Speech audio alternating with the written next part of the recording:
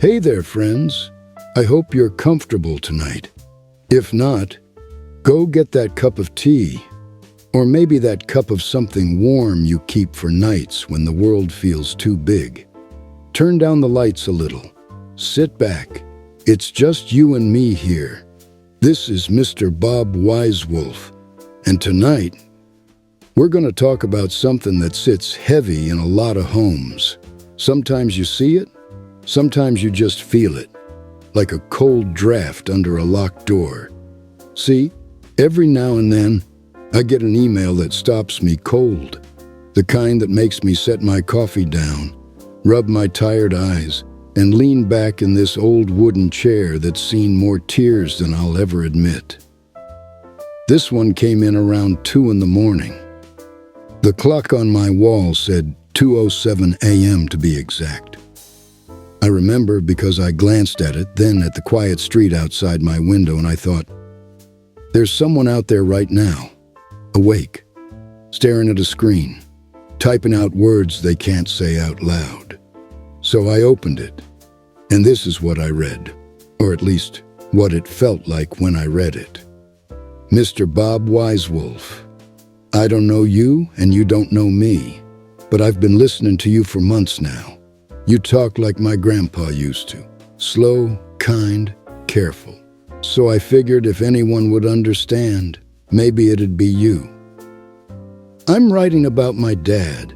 He's still alive, lives 15 minutes away from me. We used to laugh together every Sunday, used to work on the old truck in the yard, drink cold lemonade on the steps. But 3 years ago, we had a fight. Not a big one at first, not world-ending. But somehow it turned into silence. Now he doesn't answer my calls, won't open the door when I drive by. Mom says, just say sorry, even if you don't know for what. Just fix it.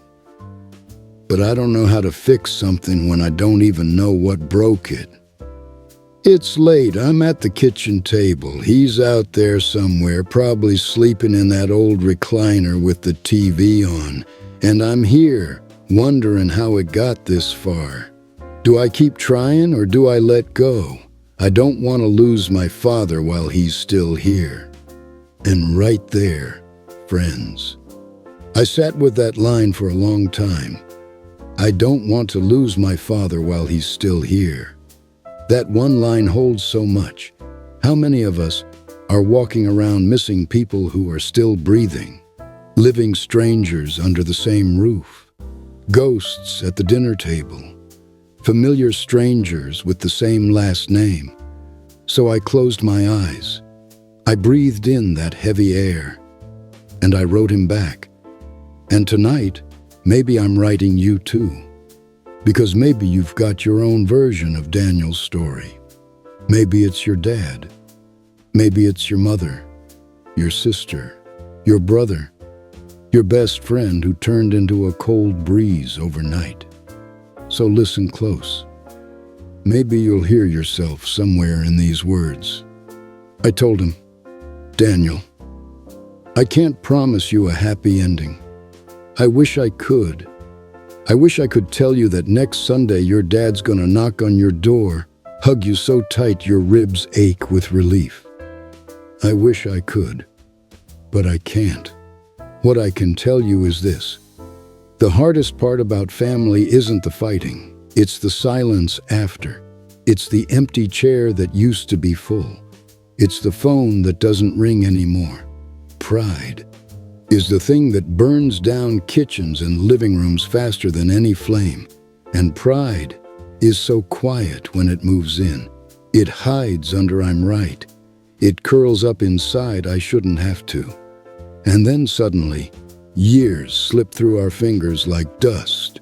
So I told Daniel, I said, son, you might not know exactly what you're sorry for, but you know you're sorry for the space that grew between you.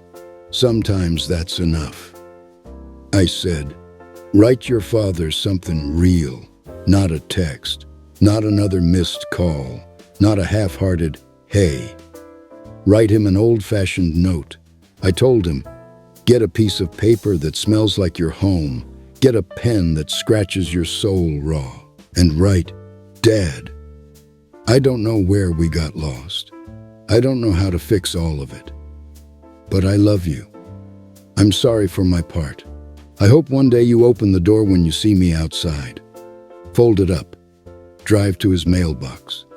Or better yet, slide it under his door at night when the TV's still humming and he's pretending not to listen for your footsteps. Then drive home. Make a cup of coffee. Wait. Breathe. And whether he answers or not, you'll know you did what love does. Love tries. Now maybe you're listening to this, thinking, Bob, you don't know my dad. You don't know how cold he is. You're right. I don't.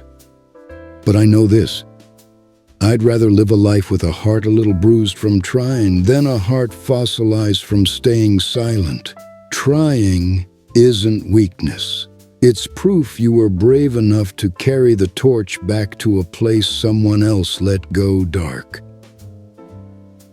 So tonight, while you listen, I want you to think about your own kitchen table, your own cold hallways, your own phone that hasn't rung in months. Whose voice do you miss? Whose name still echoes when you lie in bed at night and the house creaks like it's trying to remind you they're still here, somewhere, waiting for your knock? Friends, family is messy. Family is unfair. Family will break your heart into splinters and ask you to sweep it up with hands that are bleeding. But if we don't keep trying, what else is there? One day, the chair will be empty for good.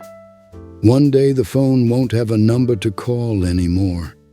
One day, the argument will be older than the both of you, and you'll stand at a gravestone whispering words you could have said while they were still here.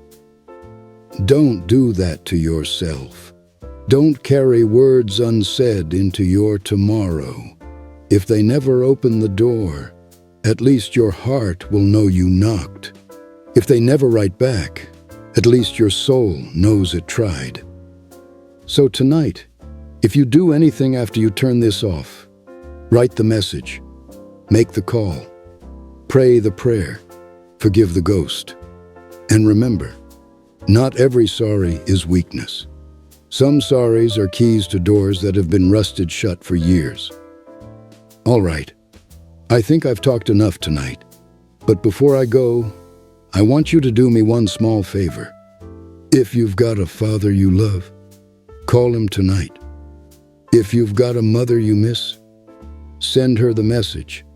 If you've got a brother who's too proud to say it first, say it for him. Because one day, it'll be too late. And you'll wish you could rewind to nights like this, where an old fool like me told you the truth you already knew. That family is worth more than pride.